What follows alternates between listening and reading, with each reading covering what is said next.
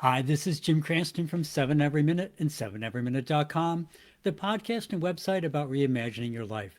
Thanks for joining me today to talk about focusing on the goals. So let's get started. If you like what you hear today, please leave a like, subscribe, tell your friends, send me a message. Thanks for joining me tonight to talk about ignoring the noise and focusing on the goals. There are a lot of things in the news these days with plenty enough to distract and annoy pretty much anyone, irrespective of their political or moral leanings. And of course, that means that Facebook is overflowing with people all predicting the end of the world or country or whatever. So I got some things in Facebook or LinkedIn actually the other day. I'm on LinkedIn pretty much every day for a fair amount of time looking up certain classes of news, primarily with Ukraine. And I got a post from Ryan Hendrickson, founder of Tip of the Spear. It's a landmine removal organization that he founded that works in URL works in Ukraine with the URL of landmineremoval.org. The caps aren't needed; they're just there to make it easier to read. So it's landmineremoval.org. And Ryan is just an amazing for what he's been able to accomplish. I mean, he's gotten really significant equipment donations from vendors. He's worked with the vendors that he's worked with, and he's done extensive training on landmine removal technicians from Ukraine and other countries working with him. And of course, he's actually doing landmine removal himself, which is quite quite the thing. Um, and if you want to go there, you can make donations there. That's actually a link page, and that link page, one of the options is to support his work because it's fully donation driven. So this post that I saw from Ryan was all about what has changed with Tip of the Spear. That's the name of his organization. What's changed with Tip of the Spear as the political winds shift in the U.S. and abroad? And his answer was simply, nothing has changed. He said, landmines don't care about politics or points of view. They're really totally indiscriminate killers, irrespective of age, belief, race, or anything else. His mission was, is, and will continue to be to make Ukraine safe again for citizens so they're not afraid to take that next step. And that's when it hit me.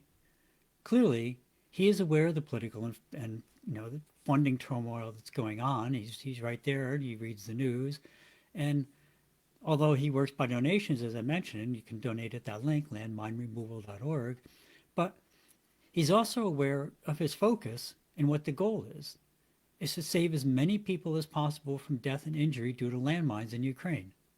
It's a very straightforward goal, and he's doing it. Yes, there's lots of noise all around him, and there's lots of headlines saying, oh, look at me, oh, this is really important, look at me, oh, it's the end of the world.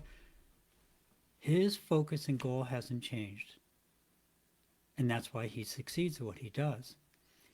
Who knows? Maybe he's irate, or maybe he doesn't care about the discussions and all the talking heads on the news and all the newly found experts on everything geopolitical. But his goal, and hence his focus, hasn't shifted one bit. And that's an important concept to grasp in these turbulent times. We all have things going on, and no matter what your point of view, there are always plenty of headlines just waiting to distract you from whatever goal it is that you're working on. But I remember once before realizing that reading the news can have a few possible outcomes. You can become more informed and use that information to some sort of advantage. You can use it as some sort of reality entertainment. And it's a lot of what I see on social media.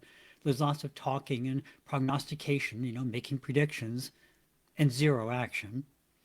Or you can just become stressed about things you feel you can't control and repeat the news repost it and again, do nothing about it, only creating more stress for yourself and for others. And of course, ignoring your own goals.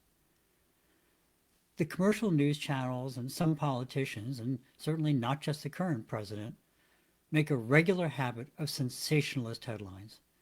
They are, by design, attention getting. But are they relevant to the extent that they should be? Should they be derailing your life? They make, if they really are that important to you, I just realized I forgot to do something. Give me 1 second. The wonders of the software I use is it's super easy to add a banner. And And the banner is this banner, which you have seen before. 7 a.m., 7 every minute, 7em.link/Congress. If you think something is really that important to you and that you should act upon it, then maybe one place to start is write a letter to your congressperson. All the representatives are listed. This is a federal site, and it has links to all the representatives, all the Congress people, and go there. Like I said, this isn't my link. That's just it's easier. The link to Congress actually is very long. It's a huge long link, so I just shortened it. And if it's worth writing, make a nice, well-formed, polite letter that makes a point and has a suggested outcome. I mean, I'm a fairly regular writer, and often, if I feel strongly about something, I definitely write to them. And a lot of times it doesn't really get me the results that I want, but still, it doesn't mean it doesn't affect the outcome. Because every person in Congress, whether it's in the Senate or in the House of Representatives, they're looking to see what their constituency is doing because they want to get reelected. And so if nobody writes except one side of the view, they're thinking, I can do whatever I want on that view and I can make it as extreme as I want. But if there's a bunch of people writing with an opposing view, then you'll moderate how they act. So even if the representative is somebody you like, or even more so somebody you don't like, remember, you always have the ability to manage that to some degree. You can write a letter, 7em.link/Congress. Takes you to where you can go find your representative if you don't know who it is. And if you do, it gives you links to where you can go and write them. So it's taking action on something. That's a really important part of it. Because if you don't take action or anything else, the next step you want to do in any case, and it's really, really important, is to refocus on your goals and get on with your life. The news and social media are working nonstop to keep your eyes on their platform and their websites. That all benefits them, but it doesn't benefit you. Venting on Facebook only helps Facebook, unless you're proposing an actual solution.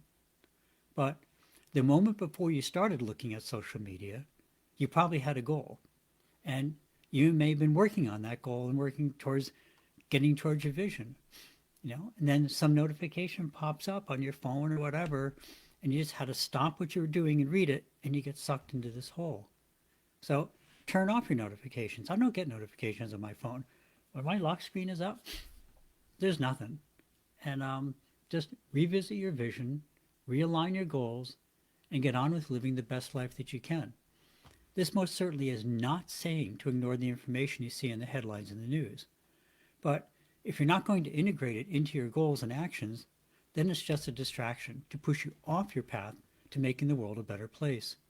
Again, while you might change your goals based upon what you read and see and hear, if you aren't changing your goals, then it's not immediately relevant.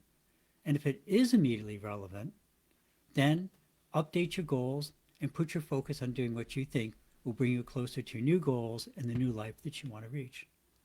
Especially with so many dramatic announcements every day, it's very easy to get pulled entirely off track and to try and follow all the different distractions. But if you aren't going to start doing, currency trading or buying commodity futures or something, I'd recommend just note the news item and move along on the path towards your vision. Yes, you want to stay aware of current events. I think that's very important, especially in our constitutional republic. It needs informed citizens to function properly. So you want to be aware. But if you allow yourself to become ensnared in the constant stream of drama, you won't get anything done in your own life, and you won't be in a position to help make changes that you feel are needed to reduce the drama.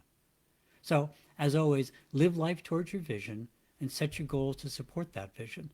And as the world changes, your intermediate goals may have to change as well, but that's always part of life.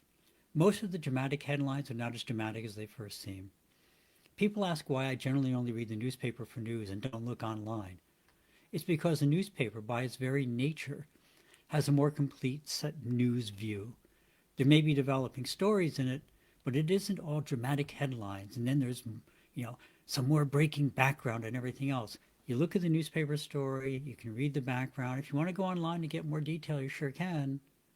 But it's not that look at me right now context for things like social media. So live towards your vision, be aware of the world, but also remember to ask if what you're reading or hearing or seeing or watching is relevant to what you're currently doing. If it is relevant, then you should act upon it. But if it's not relevant, then stay aware, but try and avoid the trap of just stressing about it. The best way to avoid stress is to act. And if you aren't going to act, then you should let it go for your own health and well-being. So that's it for the evening. Thanks so very much for stopping by. As always, you know, um, remember there's always stuff going on. UKR7 which obviously is very much at the top of the news right now. Ukraine, UKR7.com, a list of links where you can make donations to help the people of Ukraine. And then we always talk about worldcentralkitchen.org. They work throughout the world, helping areas with disasters of any sort, do amazing things. Both great organizations. And like I said, the other one is landmineremoval.org. Ryan Hendrickson, awesome person. He's been working nonstop in Ukraine pretty much since the war started. He did landmine removal in his military duty, and now he just does it for his hobby to help other people, which is just an amazingly giving person. So lots of ways to give on big things. But as we always talk about, you can also give locally. There's always local charities looking for help and things like that.